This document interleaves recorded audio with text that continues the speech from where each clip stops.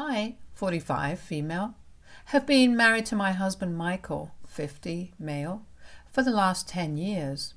We were both in our early 30s when we first crossed paths at a local art gallery. Both of us were admiring the same painting and struck up a conversation. It was like an instant connection, you know? He asked me out on a date, and as we started to know more about each other, it felt like I had known him forever. I am the oldest of 3 children in my family. Money was always tight for us, but manageable. We could afford to go for fast food only if it was our birthday. My dad taught us very early on to work hard for what we wanted to achieve in our lives. I studied hard and put myself through college. I did a few modeling gigs on the side. So by the time I graduated college, I had no debt. I had worked my way through the company and was currently working as a junior associate. Michael, on the other hand, had a completely opposite background. His family was financially better off than ours. His dad had a good job with a high salary and social security, so they never had to stress about money. Michael's parents could afford to cover all his college expenses. Thanks to his dad's influential position at his company, Michael got an internship there. From there, he worked hard to build his own path in the company through dedication and effort. Although Michael and I came from 2 different worlds, we shared the same passions for art and music. This is what made us fall in love with each other. Mark had a 17-year-old daughter from his previous marriage. His daughter, Candace, never really liked me from the beginning. She never seemed to warm up to me and often refused to engage with me whenever we met. It felt like she somehow held me responsible for her parents not being together, even though I met Michael long after his divorce was completed with his ex-wife. I understood her feelings and tried to give her the space she needed to come to terms with our relationship. Just for context, Michael and his ex-wife Amelia were married for only 3 years.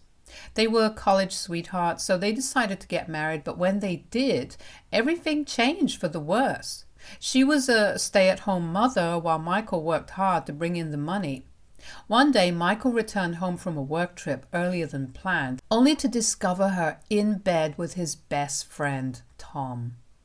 This was an incredibly difficult time for Michael, as he lost the 2 most important people in his life on the same day. The betrayal by Amelia had left him shattered. In the aftermath, he made the painful decision to file for divorce. The divorce proceedings between Michael and Amelia were painfully bitter, primarily because Amelia was determined to retain ownership of their house even though it belonged to Michael. The battles didn't just end with the property. They extended into a challenging custody dispute over Candace as well. Due to Amelia's infidelity during their marriage, the judge ultimately didn't grant her ownership of the house, but did grant both parents custody, ensuring that Candace would continue to have a connection with both of them.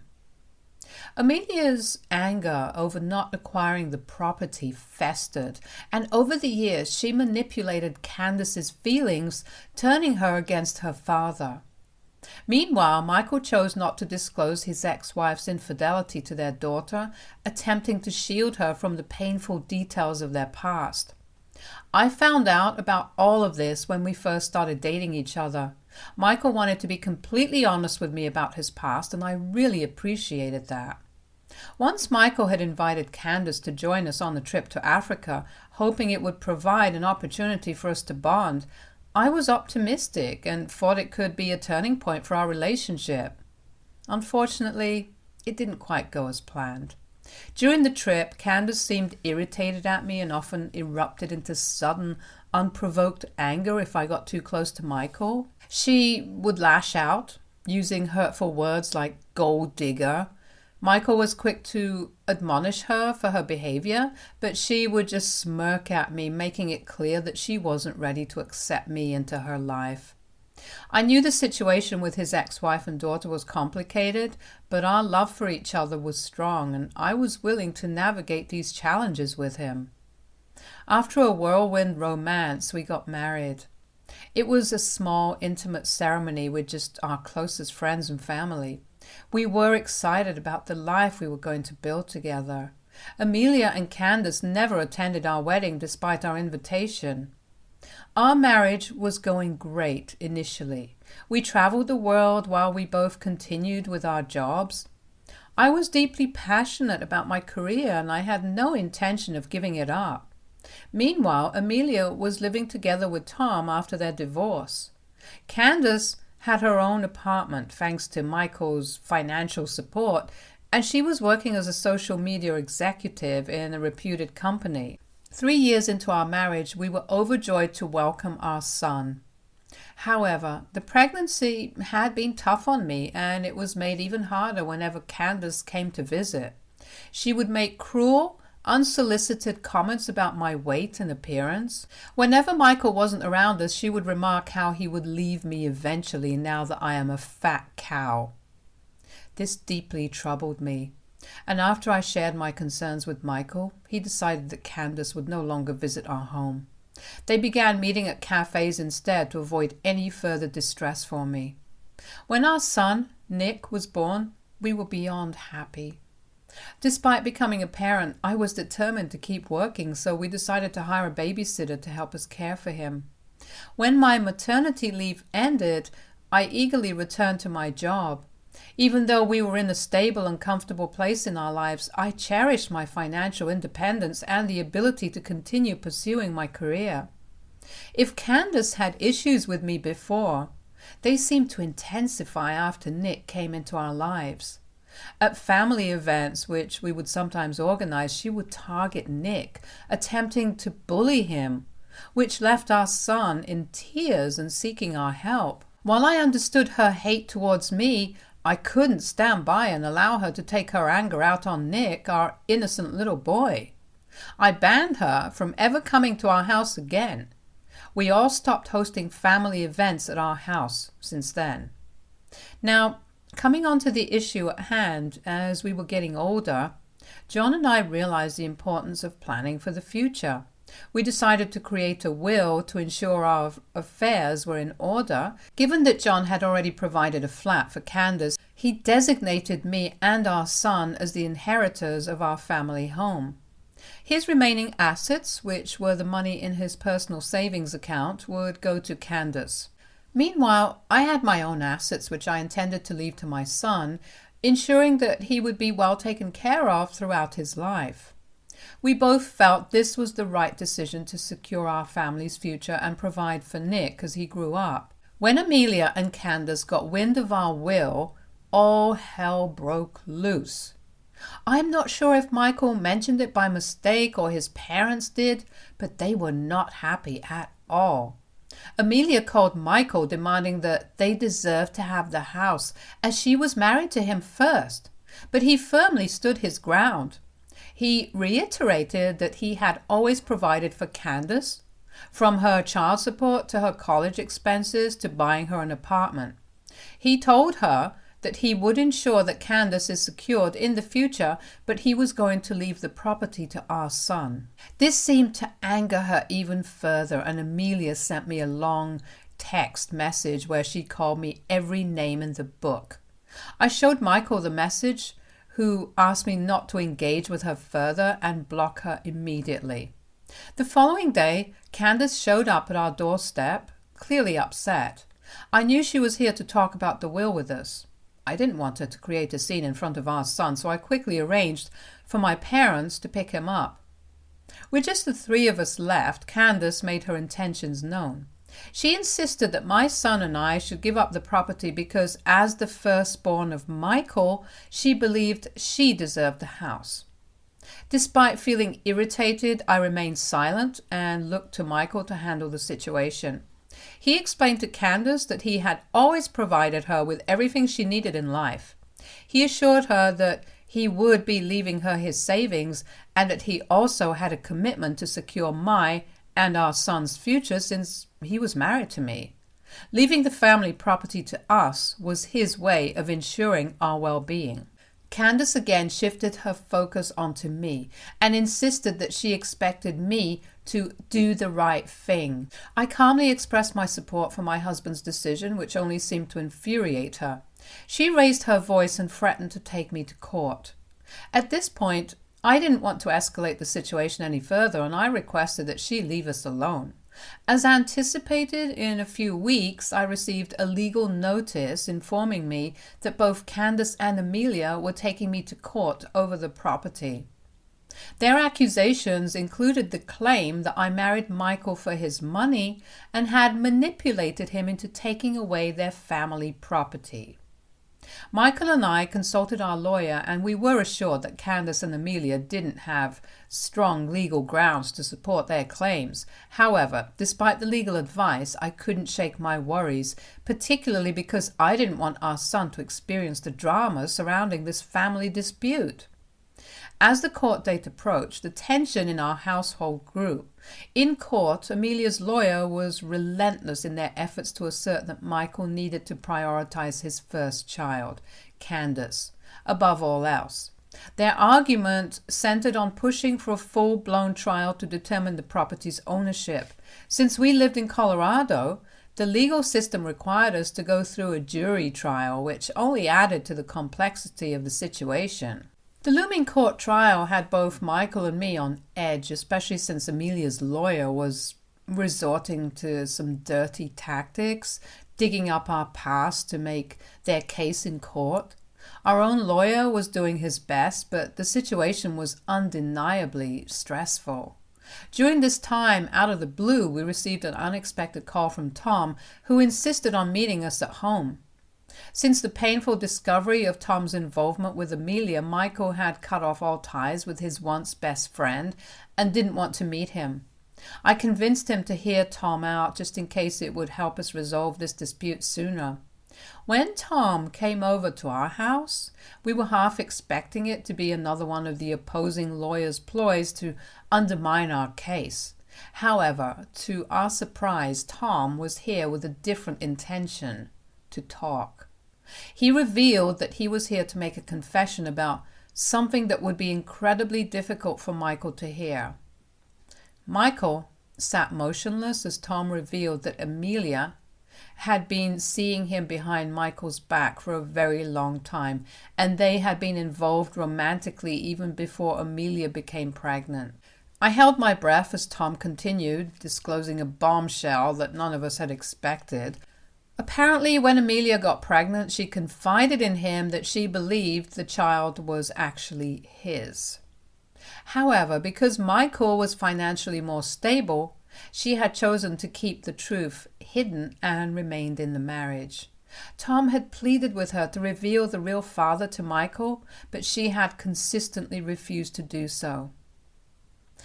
I couldn't believe how Amelia could manage to keep this a secret for so long, and the audacity she had for fighting over the property while keeping this monumental secret from Michael. It was mind-boggling how she had managed to maintain this charade for so many years, all the while causing such turmoil within our family. Tom explained that he had kept silent all these years because he believed that Amelia truly loved him. However, witnessing the pain that we were going through because of the court trial, he finally saw her for who she really was. He started weeping, asking Michael to forgive him. Michael, still in a state of shock, sat there silently. I was filled with anger and frustration, especially seeing the emotional turmoil that my husband was going through. This man believed his whole life that Candace was his daughter, and now he was being told that it was all a lie. I had chosen to remain silent in the past whenever Amelia and Candace were rude to me, as I wanted to maintain a cordial relationship with them. However, with the truth now out in the open, there was no point in continuing this charade. I promptly contacted our lawyer and relayed the confession Tom had made. Our lawyer informed us that for our statements to be held in court, we would need to provide concrete evidence such as a DNA test. So we decided to invite Candace over for dinner using the pretense of wanting to meet her. Our plan was to discreetly collect a glass or a spoon from her for a test, which would help strengthen our case. Candace, though surprised, agreed to come over. Her demeanor was as rude as ever, and she continued to belittle me and my son. She remained confident that she and her mother would win the case, taunting me that I would be losing everything soon. I chose to ignore her comments, hoping that this would be the last time we would need to endure such behavior. After she left, we immediately reached out to our lawyer so he could collect Candace's cup for a DNA test. On the day we were scheduled to appear in court, we received the news that Tom's confession was accurate. Candace was indeed his daughter. As I let out a sigh of relief, I couldn't help but feel empathy for my husband, who had been dragged into this turmoil because of his ex-wife's lies and manipulation. I informed the lawyer that I was ready to take the stand that day and share our side of the story in court. My lawyer agreed, as this would be the best course of action for us to reveal the truth. As I took the stand, I felt a mix of emotions: anger at Amelia for her deceit, sympathy for Michael, and determination to protect our family's rights. Taking the stand in front of the jury, I braced myself and began answering our lawyer's questions. We delved into my past, my career, and the fact that I never gave up on my job even after we got married. I went on to recount the emotional torment, taunts, and abuse I had endured from both Amelia and Candace over the years. We presented screenshots as proof of my story. I told the jury that Candace never accepted my presence from the very beginning and had even refused to attend our wedding. Since we had our son, she had been verbally abusive towards him as well. Then I revealed Tom's confession in front of the jury. I spoke about how we found out who Candace's real father was and the dirty secret that Amelia had kept hidden from everyone for so long.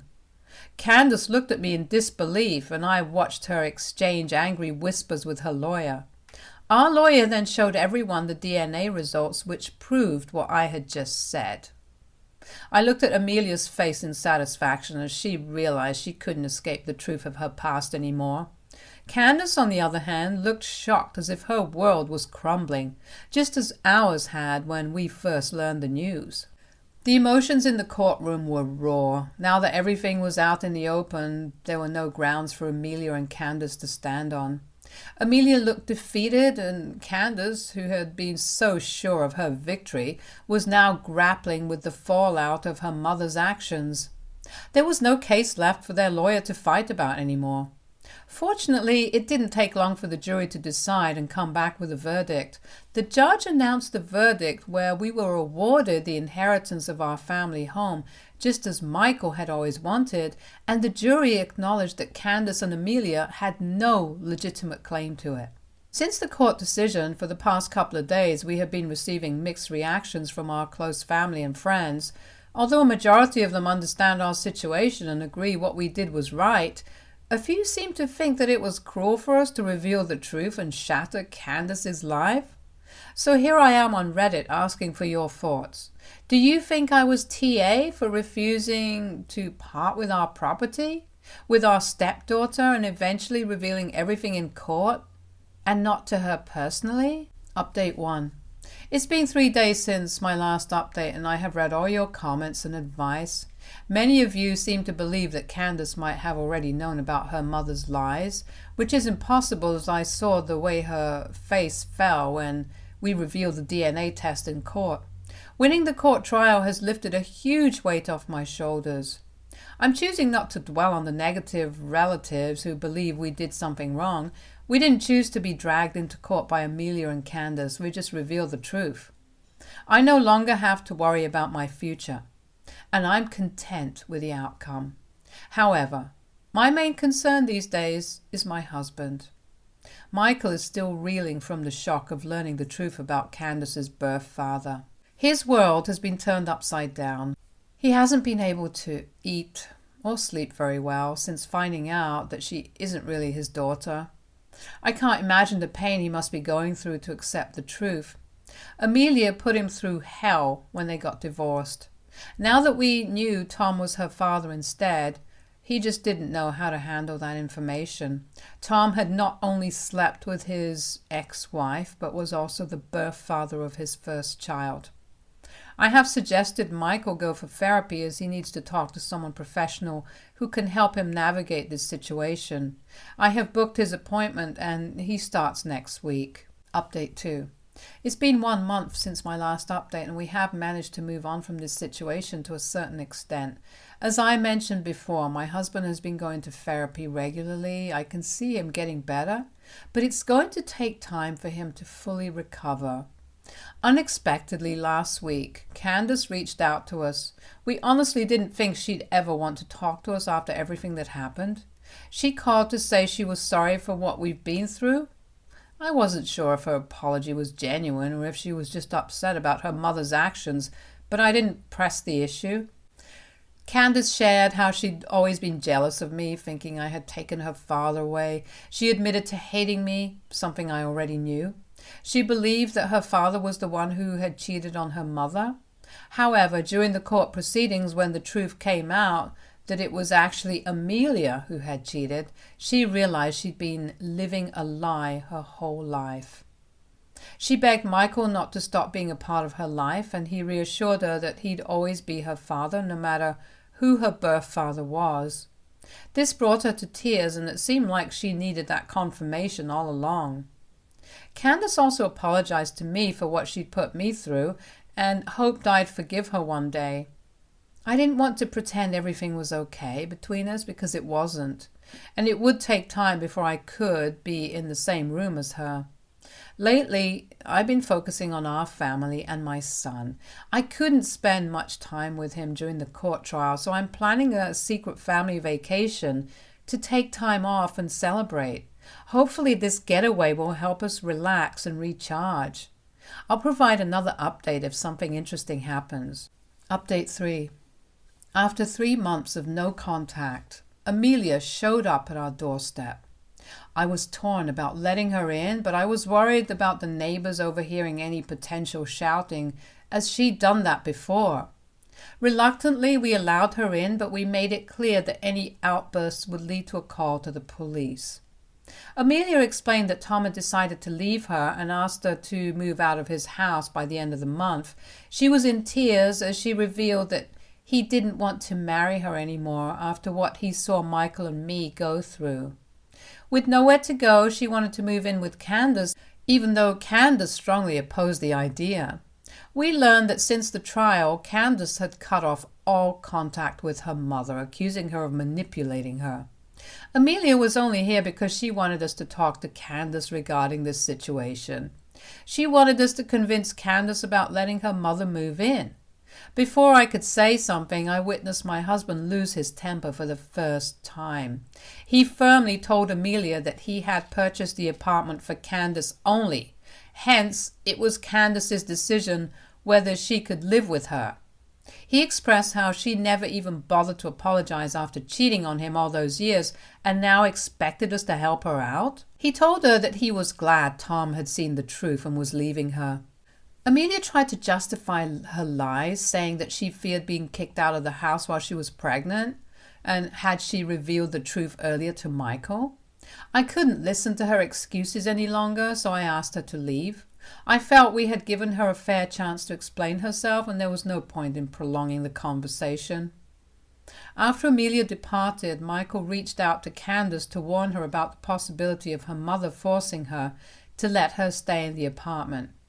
He emphasized that if she allowed it, there would be no way to make Amelia leave. Candace assured him that she had no intention of allowing that. She planned to change the locks to prevent Amelia from entering and would inform her mother that she was unwelcome. As for me, I've had my fill of this drama. Lately, I have been discussing with Michael the idea of selling our family home and relocating to another state to escape this turmoil. I had emphasized that, for the sake of our son and our marriage, we needed to seriously consider this move. Although it is a tough decision, Michael has come to accept it, particularly since Amelia's unannounced visit demonstrated that we need to put some distance between us and her. Given the uncertainty of whether she will ever leave us in peace, Moving out of this city seems like the best choice. Michael's job can be done remotely, and I'm open to starting fresh at a new company if it means finding happiness away from these toxic people.